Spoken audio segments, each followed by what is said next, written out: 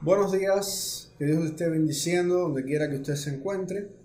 Vamos en esta mañana a compartir el mensaje de la palabra del Señor en Efesios capítulo 2, versículos del 11 al 22. Efesios capítulo 2, versículos del 11 al 22. Y antes de comenzar la lectura y exposición de la palabra, vamos a tener un tiempo de oración. Padre nuestro que estás en el cielo, santificado y glorificado sea tu nombre. En esta hora, Señor, queremos rogarte que tu Espíritu Santo nos esté hablando de manera especial a través de tu palabra. Te rogamos que donde quiera que puedan estar las personas que nos estén escuchando, pues puedan tener un tiempo de tranquilidad, de paz y de sosiego para dedicar un rato a estudiar tu palabra y a escuchar lo que tu Espíritu Santo nos quiere decir a través de ella. En esta hora te queremos rogar que tú estés poniendo tu mano poderosa en cualquier asunto, cualquier situación que pueda entrometerse, que pueda ser de tropiezo, para que la exposición de tu palabra se reciba con claridad y sin problemas. Señor, queremos ponernos en tus manos en esta hora, ya que sabemos que somos insuficientes, humanamente hablando, pero en tus manos podemos lograr grandes cosas si así a ti te place, Señor. Te rogamos por todas y cada una de las personas que escucharán este mensaje para que tú les hables en esta hora y este tiempo pueda ser de bendición y de edificación para sus vidas. Ten misericordia, Señor, de todos aquellos que en este momento sufren por la actual pandemia y consuélales mostrándoles tu gracia y tu misericordia donde quiera que se encuentren. Especialmente a tus hijos, Padre, te rogamos les estés mostrando lo que en tu voluntad quieres lograr con ellos en medio de esta situación. Porque te lo pedimos en el nombre de Jesucristo. Amén. Y bien, dice así la palabra del Señor en Efesios 2, versículos del 11 al 22. Por tanto, acordaos de que en otro tiempo vosotros, los gentiles en cuanto a la carne, erais llamados incircuncisión por la llamada circuncisión hecha con mano en la carne. En aquel tiempo estabais sin Cristo, alejados de la ciudadanía de Israel y ajenos a los pactos de la promesa, sin esperanza y sin Dios en el mundo. Pero ahora en Cristo Jesús, vosotros que en otro tiempo estabais lejos, habéis sido hechos cercanos por la sangre de Cristo. Porque Él es nuestra paz, que de ambos pueblos hizo uno, derribando la pared intermedia de separación, aboliendo en su carne las enemistades, la ley de los mandamientos expresados en ordenanzas, para crear en sí mismo de los dos un solo y nuevo hombre, haciendo la paz, y mediante la cruz reconciliar con Dios a ambos en un solo cuerpo, matando en ella las enemistades. Y vino y anunció las buenas nuevas de paz a vosotros que estabais lejos y a los que estaban cerca. Porque por medio de él los unos y los otros tenemos entrada por un mismo espíritu al Padre. Así que ya no sois extranjeros ni advenedizos, sino conciudadanos de los santos y miembros de la familia de Dios, edificados sobre el fundamento de los apóstoles y profetas, siendo la principal piedra del ángulo Jesucristo mismo, en quien todo el edificio, bien coordinado, va creciendo para ser un templo santo en el Señor, en quien vosotros también sois juntamente edificados para morada de Dios en el Espíritu. Que el Señor bendiga su santa palabra.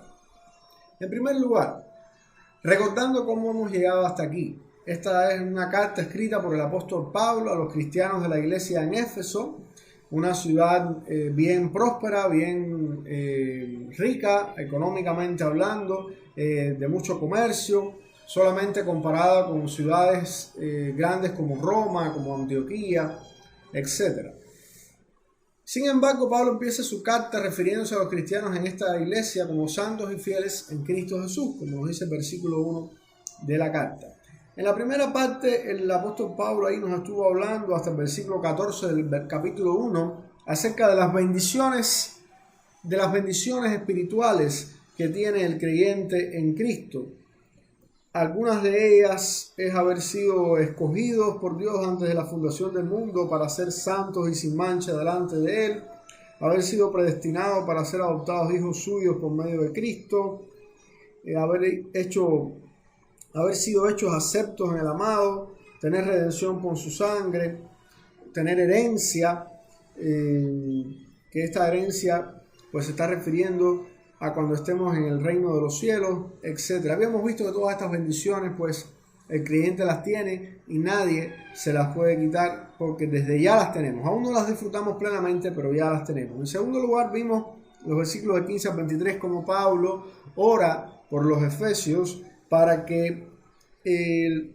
Espíritu de Dios les conceda sabiduría y revelación en el conocimiento de Él, para que Dios el Padre les dé un mejor conocimiento acerca de Él mismo. Y esto Pablo lo pide con el objetivo de que los creyentes conozcamos de la enorme grandeza del poder de Dios que opera en nosotros los creyentes, que es el mismo poder que levantó a Cristo de los muertos. Y el domingo pasado estuvimos viendo en Efesios 2, del 1 al 10, que ese poder que levantó a Cristo de los muertos y que opera en el creyente, pues la primera y mayor obra que ha hecho en el creyente es la obra de la salvación mediante el nuevo nacimiento o la regeneración, como también le decimos. Estuvimos viendo ahí en el capítulo 2 la condición espiritual del creyente antes de estar en Cristo, que era de muerte espiritual. Vimos la obra que Dios hizo en el creyente mediante la impartición de la nueva vida espiritual a través de Cristo.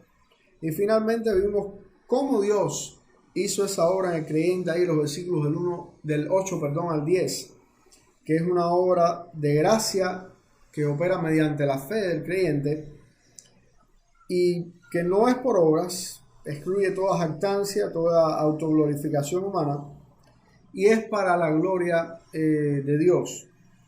Termina ahí el versículo 10 diciendo: creados en Cristo Jesús para buenas obras, las cuales Dios preparó de antemano para que anduviésemos en ellas. Entonces, por gracia somos salvos mediante la fe en Cristo. Esto es un regalo de Dios, el ser salvos por gracia mediante la fe en Cristo. No es por obras, nada podemos gloriarnos de eso. Y Dios lo ha hecho para que nosotros andemos en buenas obras, las cuales Él preparó de antemano. Dios conoce todos los creyentes que un día van a estar en Cristo y para cada uno de ellos, para cada uno de nosotros, ha preparado buenas obras de antemano para que nosotros andemos en ellas. Y aquí mismo pues terminamos el domingo pasado y nos encontramos con el pasaje que recién acabamos de leer. Y fíjense que es muy importante esta introducción porque Pablo comienza esta sección del 11 al 22 del capítulo 2 diciendo: por tanto, o sea, por esta causa, por esta razón, por lo anteriormente dicho, acordaos de que en otro tiempo vosotros, los gentiles en cuanto a la carne, erais llamados incircuncisión por la llamada circuncisión hecha con mano en la carne. Por supuesto, Pablo se refiere aquí, cuando dice la circuncisión, a los judíos. Y cuando le dice a los gentiles, erais llamados incircuncisión por la llamada circuncisión, lo que está diciendo en otras palabras es, en otro tiempo, cuando ustedes erais todavía inconversos, cuando ustedes todavía no estaban en Cristo, a ustedes se les llamaba incircuncisos. Los judíos llamaban a los gentiles, todavía los llaman así en ocasiones, incircuncisos, porque no llevan la señal del pacto hecho con Abraham, el pacto que Dios hizo con Abraham, que es la circuncisión en la carne, esa señal del pacto de Dios con Abraham. En ese mismo tiempo, o sea, cuando los gentiles, en el caso del pasaje que nos ocupa los Efesios, pero vamos a ir durante todo este tiempo de estudio pensando en este pasaje de la siguiente manera. La carta está dirigida originalmente a los Efesios, pero vamos a ver que todo lo que Pablo les está recordando a ellos aplica también para nosotros. Dice en primer lugar: acordaos que en otro tiempo vosotros, los gentiles en cuanto a la carne, nosotros también somos gentiles en cuanto a la carne, porque no somos israelitas, erais llamados incircuncisión por la llamada circuncisión. Es interesante que Pablo diga erais, o sea, como si fuera algo que ya no ocurre, ¿no? Pero vamos a ver después por qué él lo dice de esa manera, ¿no? Como algo que ya ha pasado. Erais llamados incircuncisión por la llamada circuncisión hecha con mano en la carne. En aquel tiempo, o sea, cuando todavía no estaban los efesios en Cristo, cuando todavía nosotros los creyentes no estábamos en Cristo, dice, estabais sin Cristo, alejados de la ciudadanía de Israel y ajenos a los pactos de la promesa, sin esperanza y sin Dios en el mundo. Y aquí Pablo dice dos cosas primeramente. Y esta primera parte, los versículos del 11 al 12, Pablo va a estar respondiendo a la pregunta, ¿cómo estábamos sin Cristo? O sea, ¿cómo estaban los efesios? ¿Cómo nos encontrábamos nosotros mismos, los creyentes de hoy en día, cuando no teníamos a Cristo? Antes de estar en Cristo. ¿Cómo estábamos sin Cristo? Bueno, pues en primer lugar, dice Pablo que estábamos alejados de la ciudadanía de Israel. ¿Qué quiere decir alejados de la ciudadanía de Israel? Ahí la palabra hoy en día se usa mucho, sobre todo aquí en Cuba, el querer tener otras ciudadanías, ¿verdad? Por supuesto, con fines humanos que no son en sí pecaminosos, con las posibilidades de poder viajar a otros países con menos problemas, con menos trámites, etc. Entonces hay muchos cubanos diría yo, que tienen más de una ciudadanía. Tienen la ciudadanía cubana y española, de aquí, de allá, de muchos otros países. Pero la idea que Pablo está aquí transmitiendo en el versículo 12 es muy similar a este concepto que nosotros tenemos hoy. Estábamos alejados de la ciudadanía de Israel. Por supuesto, los gentiles no eran israelitas. Los gentiles no habían nacido en Israel, no eran descendientes carnales de Abraham. Entonces, por eso es que Pablo dice que no tenían la ciudadanía de Israel. Pero es interesante, una vez más, en aquel tiempo, Pablo habla como en pasado. O sea, en aquel tiempo, cuando ustedes no eran creyentes, y le está hablando a los efesios, que son gentiles, en aquel tiempo, cuando ustedes no tenían a Cristo, cuando eran inconversos, cuando no se habían convertido, cuando no habían puesto su fe en Jesús, estabais sin Cristo. Esa parte es clara, ¿no? Y se entiende. Y como un complemento de estar sin Cristo, dice después, alejados de la ciudadanía de Israel. ¿Qué quiere decir esto? Que los que estamos en Cristo tenemos ciudadanía israelita, tenemos un pasaporte israelita, como diríamos en nuestros tiempos. Bueno, esa no es la idea, pero lo que sí Pablo está queriendo decir y está hablando es de un Israel espiritual. Como vemos también en Romanos 9, cuando se habla ahí de la elección de Dios, de la nación de Israel sobre la nación de Edom o los descendientes de Esaú, se dice que no todos los que descienden de Israel son Israel. Entonces se introduce esa temática de que hay un Israel físico, que es la nación de Israel, los descendientes directos de la carne de Abraham, pero hay un Israel espiritual. Entonces, Pablo está probablemente refiriéndose aquí, y vamos a ver que el resto del pasaje lo confirma, a lo que muchos han llamado el Israel espiritual, y que después vamos a ver que puede ser catalogado como la iglesia. O sea, el Israel espiritual de Dios es la iglesia. En otras palabras, el grupo de todos los creyentes que han vivido, que están viviendo y que vivirán. Ese es el Israel espiritual de Dios, la iglesia, el grupo de los creyentes en Cristo, del pasado, del presente y los del futuro hasta que Cristo vuelva a venir. Dice en segundo lugar ahí en el versículo 12 que además de estar sin Cristo y por ende alejados de la ciudadanía de Israel, estábamos ajenos a los pactos de la promesa, sin esperanza y sin Dios. Es interesante que en el griego aquí hay dos cláusulas, o sea, por eso lo decimos de esta manera. En primer lugar, estaba sin Cristo, alejados de la ciudadanía de Israel. Esa es una cosa. Y esa conjunción ahí es la que liga las dos ideas. Ajenos a los pactos de las promesas, sin esperanza y sin Dios en el mundo. Esto otra segunda idea. O sea,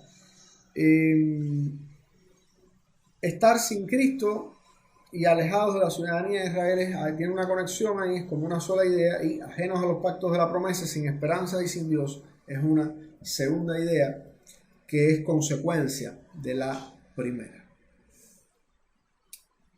La palabra ajenos, esa palabra ahí que vemos, y ajenos a los pactos de la promesa, es la misma palabra que en el versículo 19 más adelante se traduce extranjeros. O sea, cuando no estábamos en Cristo, cuando no formamos parte de la ciudadanía de Israel, éramos extranjeros, extraños a los pactos de la promesa, y por ende no teníamos ni esperanza y estábamos como sin Dios en el mundo. Y hay otro término acá que me gustaría recalcar.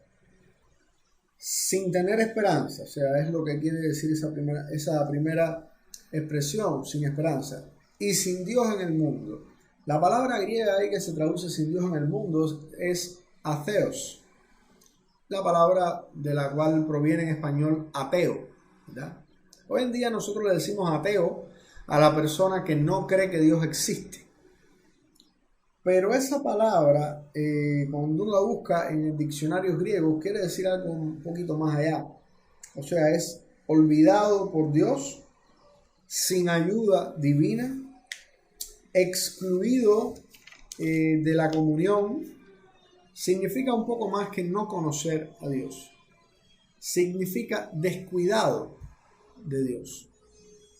O sea, son personas que de ninguna manera pueden contar con la asistencia o con la ayuda de Dios porque no les importa Dios, no lo tienen en cuenta. Más que no creer que Dios existe, son personas que no les interesa realmente, ni siquiera en ocasiones, si Dios existe o no. Son personas totalmente descuidadas, no les importa en lo más mínimo la cuestión de si Dios existe o no. Y Pablo en esta primera parte, en estos versículos 11 y 12, cuando responde la pregunta ¿cómo estábamos sin Cristo? Pues dice que estábamos, en primer lugar, sin Cristo, separados de la ciudadanía de Israel, o sea, de la comunión con Israel. Es otra manera de ver esa palabra. O sea, ahí la ciudadanía de Israel se refiere en el sentido de tener comunión con Israel.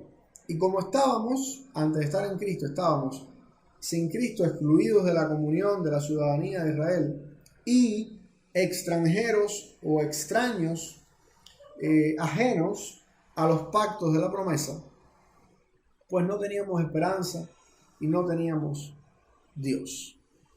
¿Por qué dice esto Pablo?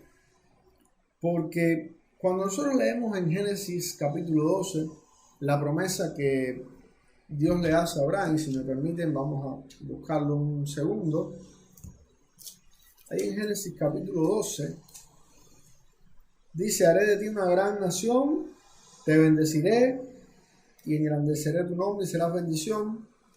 Bendeciré a los que te bendijeren y a los que te maldijeren maldeciré, y serán benditas en ti todas las familias de la tierra. En todos los sentidos en que una persona podría ser bendecida, Dios prometió bendecir a Abraham con una gran nación, o sea, descendencia, una tierra. Lo vemos en el versículo 1, la tierra que te mostraré, sea tierra, gente, bendiciones a su nombre. Interesante como en Babel Dios confundió el lenguaje de los seres humanos por querer hacerse un nombre, y sin embargo a Abraham en un acto de gracia le dice: engrandeceré tu nombre, serás bendición, bendeciré a los que te bendijeren, a los que te maldijeren maldeciré, y serán benditas en ti todas las familias de la tierra. O sea, hoy sabemos, por lo que dice en Gálatas 3:8, que esta bendición para todas las familias de la tierra que vendría a través de Abraham es Cristo. Y es precisamente por eso que estamos diciendo que aquí en Efesios 2, versículo 12, sin esperanza y sin Dios en el mundo, es porque esa esperanza de una bendición que fue dada a Abraham, a Israel y a su descendencia, a Israel, es Cristo. Y cuando nosotros no éramos creyentes, no podíamos disfrutar de esa esperanza, no éramos partícipes de los pactos de la promesa. Por eso dice que éramos extraños, extranjeros a los pactos de la promesa. Así que, hasta ahora, ¿cómo estábamos sin Cristo? Separados de la ciudadanía de Israel, éramos como extranjeros, como extraños a los pactos de la promesa, y andábamos sin esperanza y sin Dios en este mundo. Pero como dice el versículo 3, pero ahora, o sea, así estábamos, pero ¿cómo estamos ahora? Y cuando decimos ahora, queremos decir ahora que estamos en Cristo, ahora que hemos creído en Él, ahora que hemos puesto nuestra fe en el Señor Jesús. Pero ahora en Cristo Jesús, o sea, ahora que estamos en Cristo, antes no estábamos, pero ahora estamos en Cristo.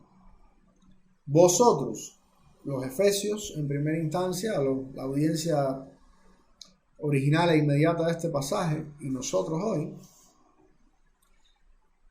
que en otro tiempo estabais lejos, habéis sido hechos cercanos por la sangre de Cristo. ¿Qué quiere decir esto? Respondiendo a la pregunta, ¿qué hizo Dios por nosotros?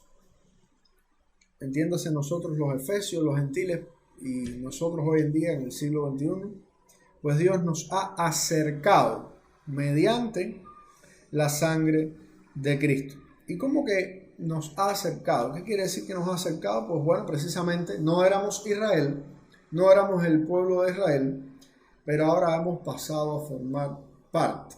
Estábamos lejos, ¿verdad? Éramos incircuncisos, aquí estaba Israel, los circuncisos, y Dios nos ha acercado. ¿Pero cómo nos ha acercado? Mediante la sangre de Cristo. ¿Y cómo lo hizo Dios? Vamos a ver en los versículos del 14 al 18 cómo es que Dios lo hizo. O sea, cómo Dios nos ha acercado a nosotros los creyentes gentiles a esa ciudadanía de Israel, a esos pactos de la promesa y a la esperanza, ¿verdad? Y Dios de Israel. Porque eso es a lo que Dios nos ha acercado. Dios nos ha acercado a la ciudadanía de Israel, a los pactos de la promesa, a la esperanza que hay en esas promesas y al Dios de Israel, a Jehová de los ejércitos. Entonces, ¿cómo es que Dios nos ha acercado? Dice a partir del versículo 14. Porque Él, Cristo, es nuestra paz, que de ambos pueblos hizo uno, derribando la pared intermedia de separación, aboliendo en su carne las enemistades. Antes de seguir leyendo, dice, ahora en Cristo, vosotros los gentiles, nosotros que estábamos lejos de la ciudadanía de Israel y de los pactos de la promesa, sin esperanza y sin Dios, ahora nos han acercado. O sea, Dios mismo nos ha acercado a todas esas bendiciones que tenía Israel por la sangre de Cristo. ¿Por qué razón? ¿O cómo Dios hizo esto? Bueno, porque Él es nuestra paz. ¿Qué quiere decir eso? ¿Que nosotros teníamos algún tipo de guerra o enemistad? Pues sí. En primer lugar, enemistad y guerra contra Dios. La Biblia declara en varias ocasiones que los que no están en Cristo, que los que no se han arrepentido de sus pecados y han puesto su fe en Jesús, son enemigos de Dios, ya que al no servir a Dios, tristemente la cruda realidad es que directa o indirectamente están sirviendo a los propósitos de Satanás. Entonces Cristo es nuestra paz. ¿Por qué? Porque estábamos separados, alejados de la ciudadanía de Israel, de las promesas de los pactos, de la esperanza, etcétera, etcétera, y la sangre de Cristo nos ha unido. Pero ¿cómo nos ha unido? Dice ahí el versículo 14, haciendo de ambos uno solo. O sea, de los gentiles y de los judíos un solo pueblo. Nos ha unido por la sangre de Cristo. Estábamos en guerra, en enemistad contra Dios y hasta cierto punto también con los judíos, porque los judíos tenían, siempre vemos en el Antiguo Testamento que el espíritu israelita, y aún hoy es un poco así, era de estar en enemistad o de un rechazo o de una, vamos a decir, discordia constante con los gentiles. Sin embargo, por la sangre de Cristo, Dios nos ha acercado a ellos. Nos ha dado paz, o sea, ha logrado que haya entre judíos y gentiles paz. Entonces, ¿cómo Dios hizo esto? Dice que derribando la pared intermedia de separación, aboliendo en su carne las enemistades, la ley de los mandamientos expresados en ordenanzas. Cristo es nuestra paz. Éramos enemigos de Dios, enemigos de Israel, y por su sangre eso se ha abolido. Hizo un solo pueblo u hombre, que es la palabra que está ahí, lo que se infiere del pasaje, ya que pueblo no está en el texto ahí en el griego, lo que se infiere, y abolió las enemistades entre judíos y gentiles. ¿Cuál era la enemistad? ¿Cuál era el gran problema, la gran situación, la discordia entre judíos y gentiles? Discordia la cual Cristo abolió en su carne. Dice el versículo 15 que es la ley de los mandamientos expresados en ordenanzas. Y esto lo hizo para crear en sí mismo, en Cristo, de los dos un solo y nuevo hombre. Ahí vemos, ¿ves? Hombre es el término que está ahí en el pasaje. El término pueblo del versículo 14 se infiere en el texto y se coloca ahí en nuestra traducción, pero no está escrito en el griego, aunque es válido, es una buena inferencia, ¿no? Cristo, Dios hace todo esto para en Cristo crear de los dos, o sea, de los judíos y de los gentiles, un solo y nuevo hombre, haciendo la paz. Una vez más, el término de la paz, porque Él es nuestra paz, empezó el capítulo 14 diciendo. Y mediante la cruz, reconciliar con Dios a ambos en un solo cuerpo, matando en ella las enemistades. Aquí hay un detalle interesante, o sea, dice reconciliar con Dios a ambos, o sea, judíos y gentiles, es lo que estamos viendo, son los dos bandos que estamos viendo hasta ahora, ¿no? Pero dice que a ambos, o sea, los gentiles no son los únicos que tienen que reconciliarse con Dios, también los judíos. ¿Y mediante quién? ¿Quién es la paz? Cristo. Mediante la cruz, mediante la obra de Cristo en la cruz, reconciliar con Dios a ambos en un solo cuerpo, matando en ella las enemistades. Una vez más, ¿cuáles son las enemistades? Según el versículo 15, la ley de los mandamientos expresados en ordenanzas. ¿La ley de Dios es mala? No. ¿Pero la ley creaba enemistades? Sí. ¿Creaba ahí una separación? Sí. La ley fue dada a los judíos, no fue dada a los gentiles. Pero ahora Cristo vino, cumplió la ley y abolió el antiguo pacto. En ocasiones cuando en la Biblia se dice la ley, pues se está refiriendo a todo el conjunto de la ley. No se está refiriendo únicamente a los 10 mandamientos o las leyes morales que Dios dio a su pueblo en el Antiguo Testamento.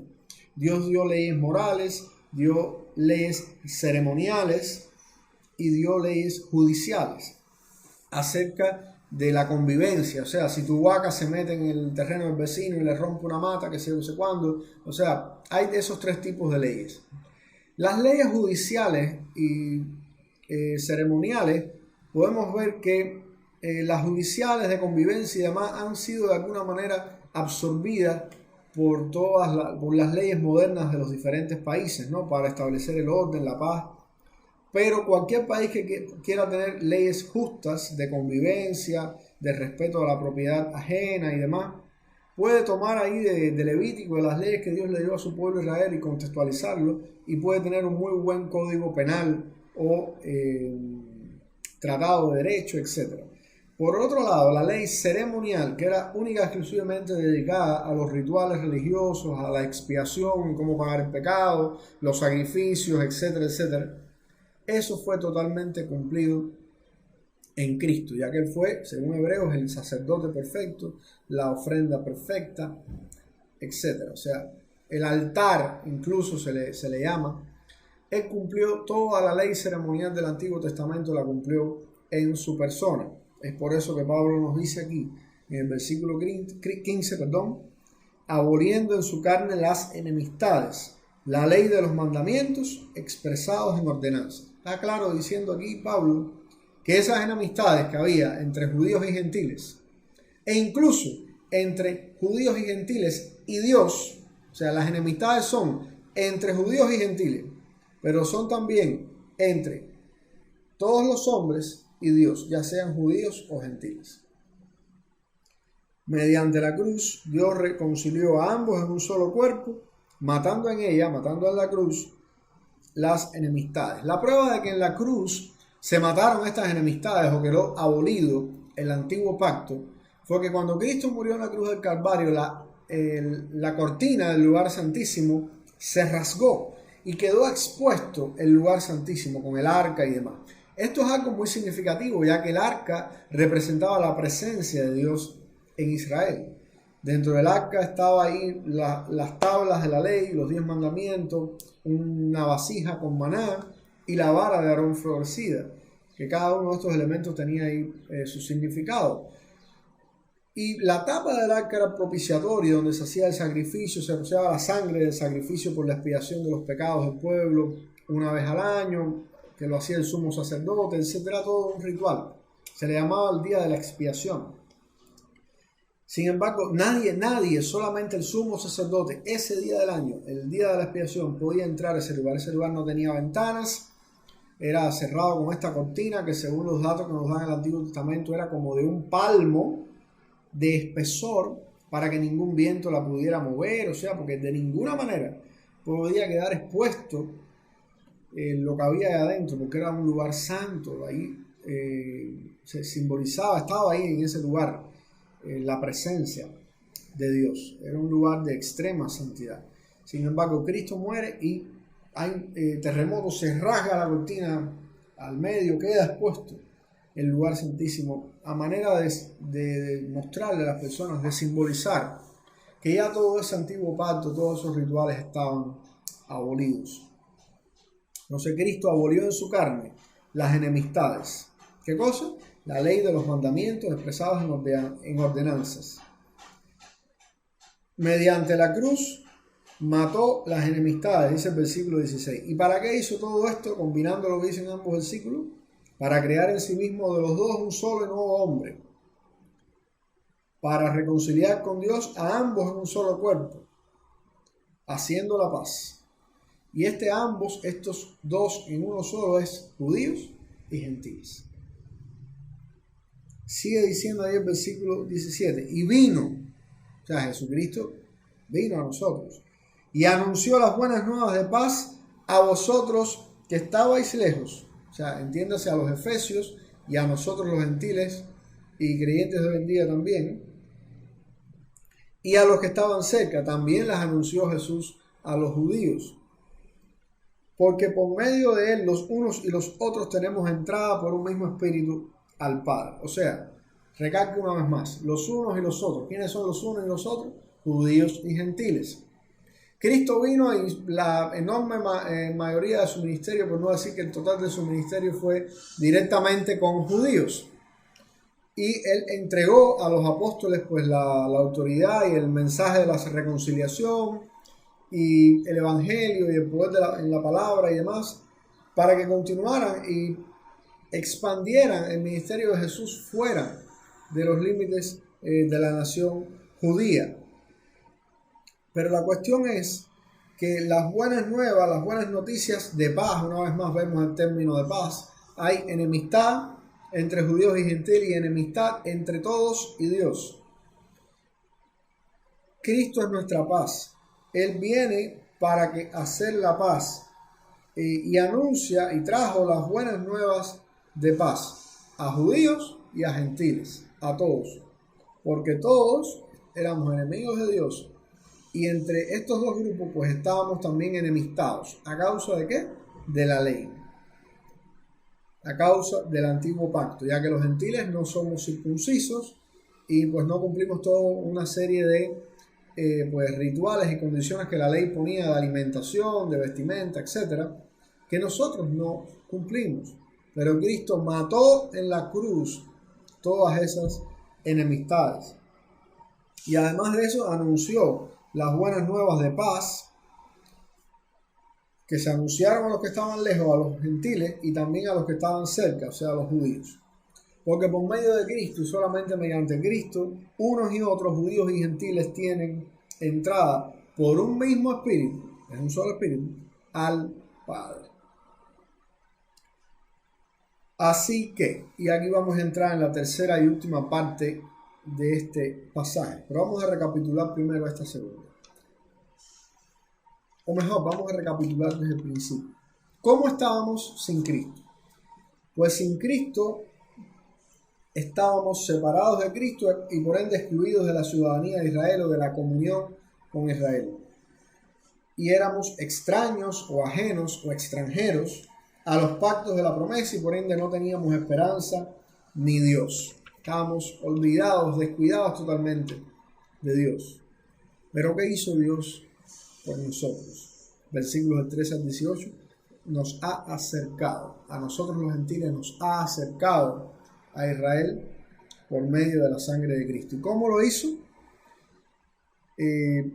Pues proveyendo precisamente a Jesucristo como el pago por nuestros pecados. Por eso Cristo es nuestra paz, paz con Dios, paz con los judíos. Hizo de ambos pueblos, de judíos y gentiles, un solo hombre, o sea, un solo pueblo, un hombre nuevo, y abolió las enemistades entre judíos y gentiles. Abolió pues la ley, entiéndase, el antiguo pacto, y anunció Dios precisamente estas buenas nuevas, las buenas nuevas de la paz, las buenas nuevas de la reconciliación con Dios mediante Jesucristo, que ya no es mediante el antiguo pacto de la ley que tenía Israel, ahora es mediante el nuevo pacto que hay en la sangre de Jesucristo. Y cuando hablamos de la ley mencionamos los tres aspectos, el judicial, el ceremonial, pero está el moral. Y el aspecto moral de la ley está presente en la ley de Cristo. Dice ahí en Romanos que no estamos bajo la letra, estamos bajo el régimen del Espíritu. O sea, el régimen del Espíritu es hasta cierto punto más fuerte o más difícil que el régimen de la letra. La letra decía, no matarás. Pero Jesús dijo, aquel que ofende a su hermano ya es culpable de homicidio. La letra decía, o sea, la ley, el antiguo pacto, no cometerás adulterio. Pero Jesús dijo, aquel que mira a una mujer para codiciarla en su corazón, ya adulteró con ella. Entonces vemos que en los aspectos del antiguo pacto, de la ley de Moisés, la ley que Dios dio a Israel mediante Moisés, tenía aspectos judiciales, aspectos ceremoniales y aspectos morales. Los judiciales fueron de una manera u otra absorbidas por las leyes de los diferentes países del mundo. Los ceremoniales fueron cumplidos cabalmente en Cristo. Y los morales fueron pues enseñados a plenitud y con todo el énfasis, con toda la repercusión que pudieran tener por la misma persona de Cristo. Nunca vamos a ver a Jesucristo enseñando en contra de un mandamiento o enseñanza moral del Antiguo Testamento, sino ratificándola y llevándola a su pleno significado, a su pleno cumplimiento.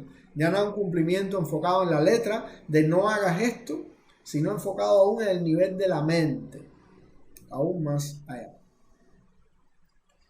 Finalmente, ¿qué resultados tiene esto que Dios hizo por nosotros? O sea, ¿qué resultados tuvo para los efesios, tiene para los gentiles, entiéndase, tiene también para nosotros hoy? Dice a partir del versículo 19 hasta el final del pasaje. Así que ya no sois extranjeros. Recuerden, es la misma palabra que está en el versículo 12. Sin Cristo, alejados de la ciudadanía de Israel y ajenos a los pactos de la promesa. Dice ahora Pablo en el 19, ya no sois extranjeros. Estando en Cristo, no estáis ajenos a los pactos de la promesa. Ya no sois extranjeros. Ni advenedizos. Esta palabra advenedizo en el griego, una palabra que quiere decir residentes temporales. Y al principio hablábamos acerca de que hoy en día las personas tienen muchas ciudadanías y demás. Y por lo general, en la mayoría de los países hay al menos, esto puede variar, ¿no? Pero hay al menos tres estatus. El ciudadano natural, el residente y el turista, ¿no? El que está de visita.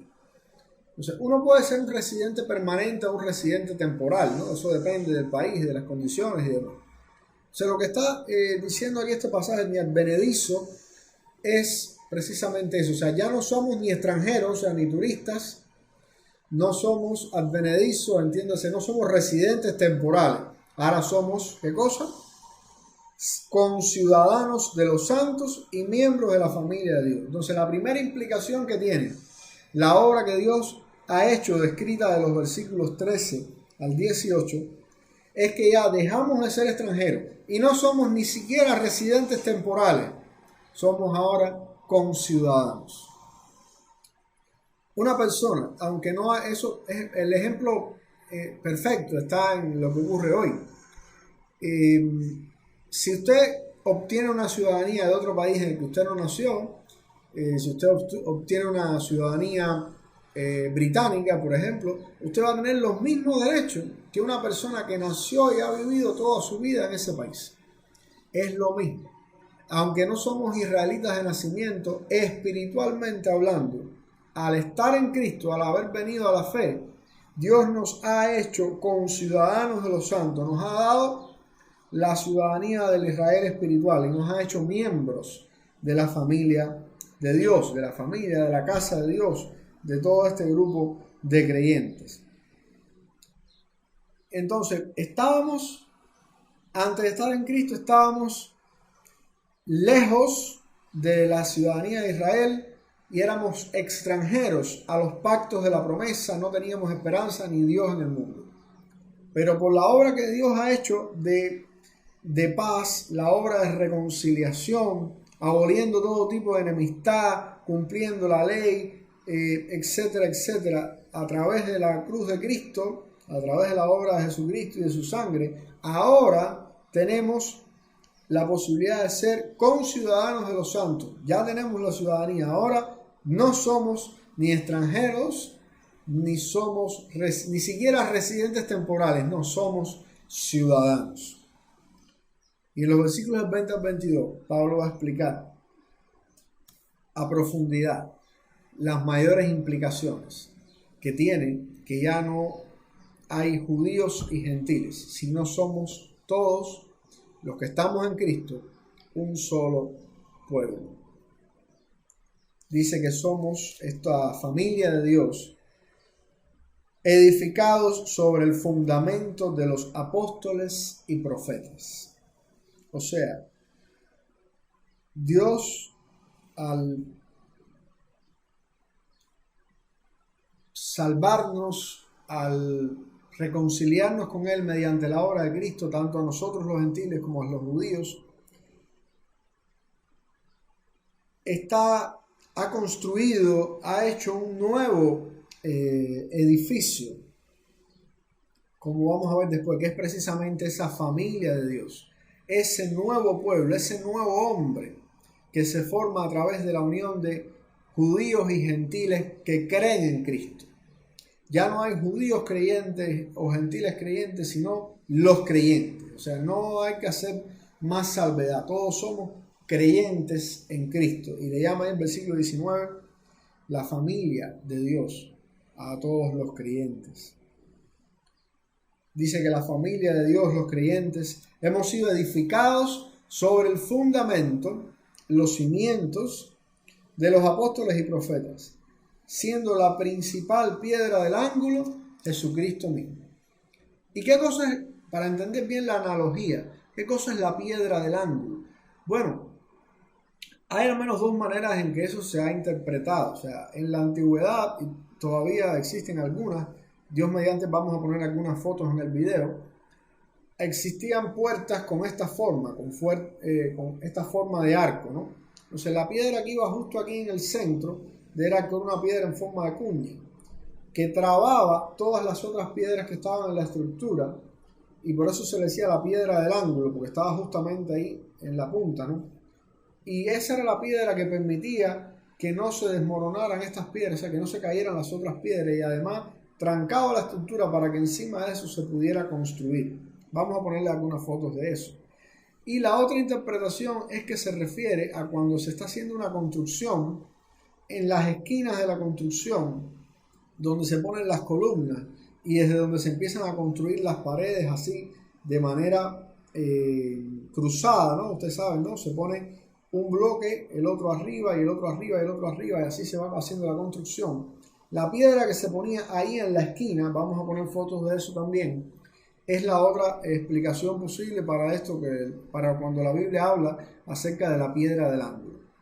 Entonces, no se sabe a ciencia cierta cuál de las dos, de los dos significados es exactamente al que se refiere la escritura cada vez que menciona la piedra del ángulo, cabeza del ángulo, etc.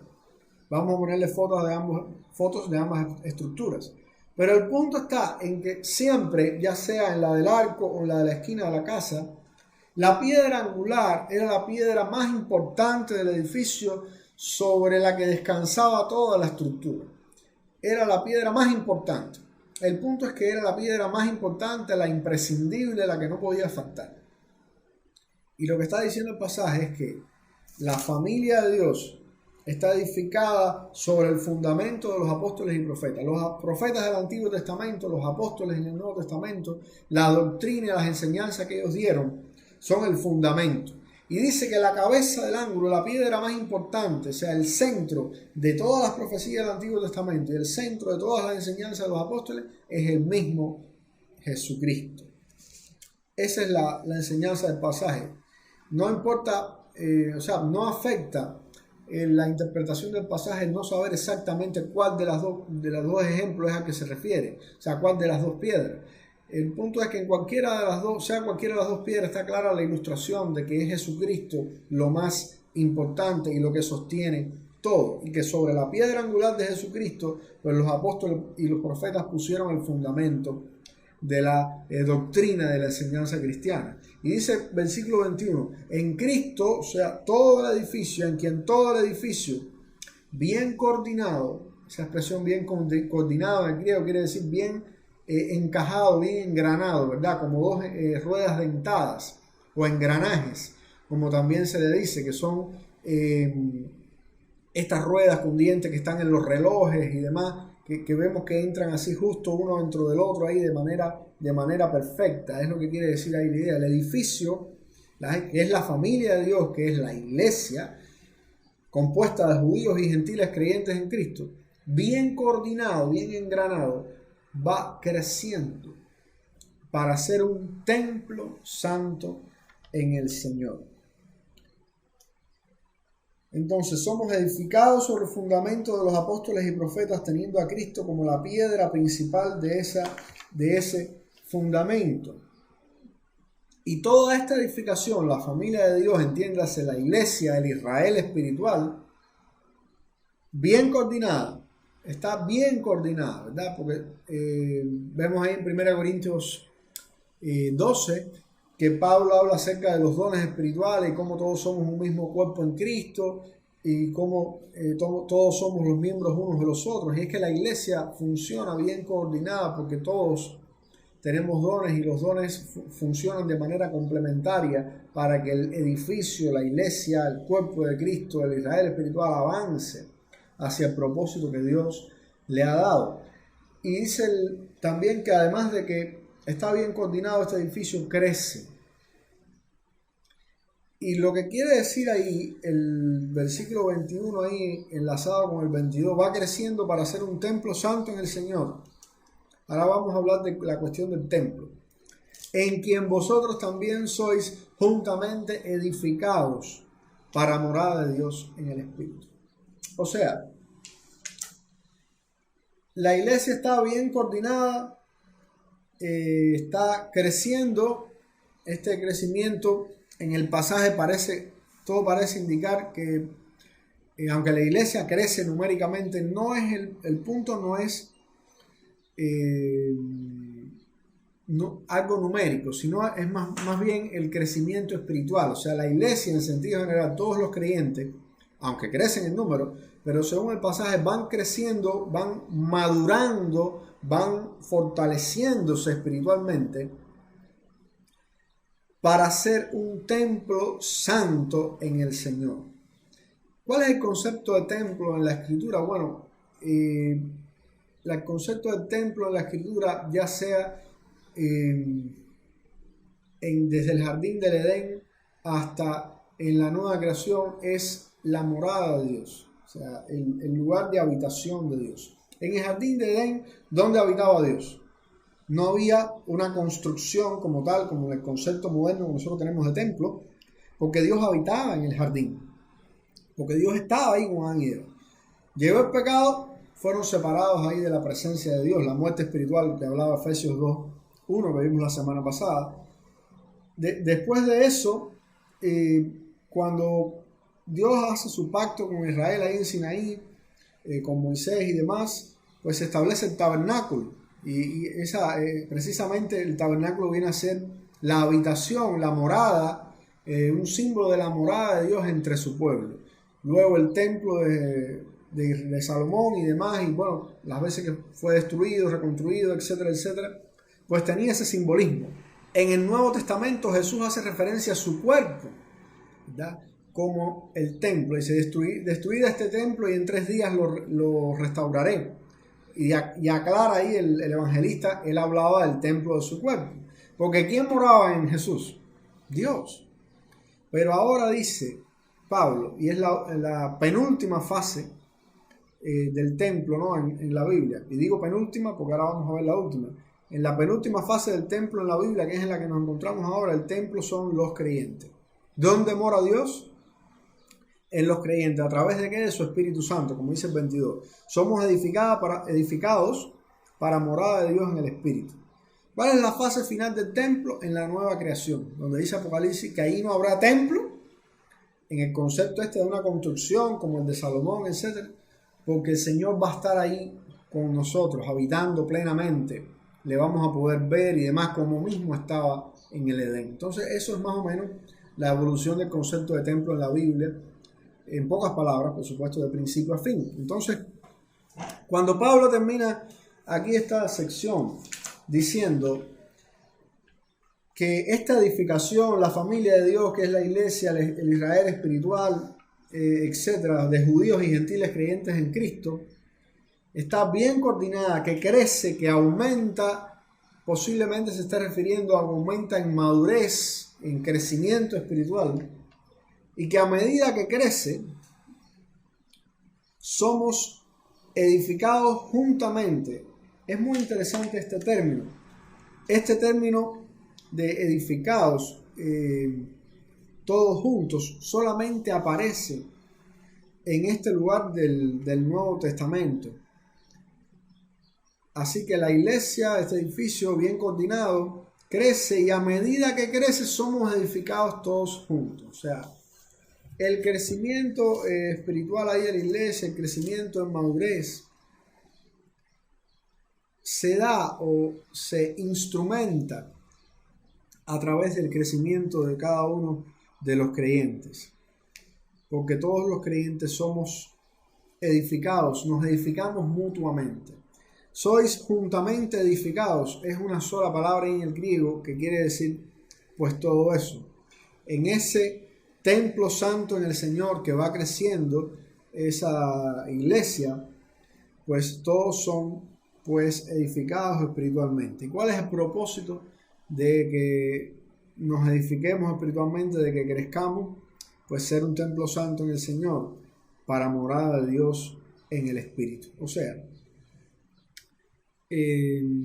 la iglesia está creciendo, la iglesia está madurando, los creyentes de manera individual crecemos y nos edificamos mutuamente unos a otros, para ser morada de Dios en el Espíritu, para que el Espíritu de Dios more en nosotros. Entonces, a modo de resumen, estábamos alejados antes de estar en Cristo, estábamos alejados de las bendiciones de ser el pueblo de Dios. Ahora que estamos en Cristo, hemos sido acercados a formar parte de la familia de Dios, concediéndonos Dios todas las bendiciones y derechos que eso implica, o sea, conciudadanos de los santos, el no ser extranjero, el ser partícipe de las promesas, tener esperanza, etc. Todas esas bendiciones. Y lo que implica que ahora Dios nos ha acercado a su familia, al Israel espiritual, a la iglesia, es que todos gozamos de la enorme bendición de ser habitación o morada o casa del Espíritu Santo de Dios. Miren, la mayor bendición, el mayor gozo que nosotros podemos tener es que somos morada, es que somos habitación, somos tabernáculo, habitáculo del Dios creador de los cielos y de la tierra. Antes de estar en Cristo, no teníamos ciudadanía, no teníamos esperanza, ni formábamos parte de las promesas. Estábamos alejados de Israel. En Cristo, Dios nos ha acercado a Israel, nos ha dado la ciudadanía del Israel espiritual y ha formado en Cristo de judíos y gentiles un nuevo hombre, una nueva nación, el Israel espiritual, la iglesia, un nuevo edificio que va creciendo y se va edificando mutuamente para dar gloria a Dios, para ser nada más y nada menos que morada, que todos juntos vamos a ser el templo, la morada de Dios mediante su Espíritu Santo. Concluyo con esto.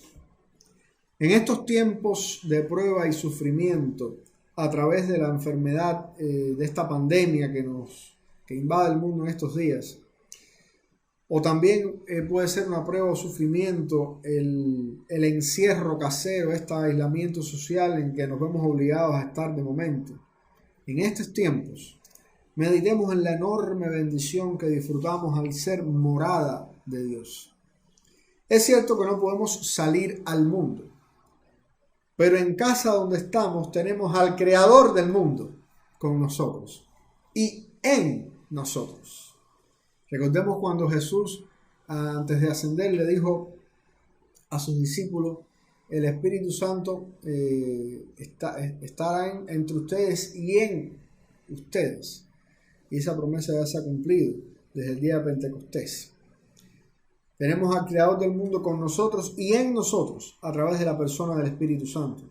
No estamos solos o aislados. Estamos todos unidos en una sola edificación que crece continuamente, la iglesia de Jesucristo.